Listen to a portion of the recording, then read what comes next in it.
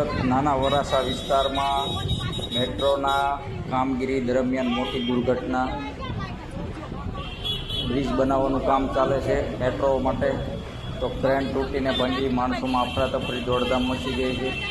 એક મકાન ઉપર ક્રેન પડી છે.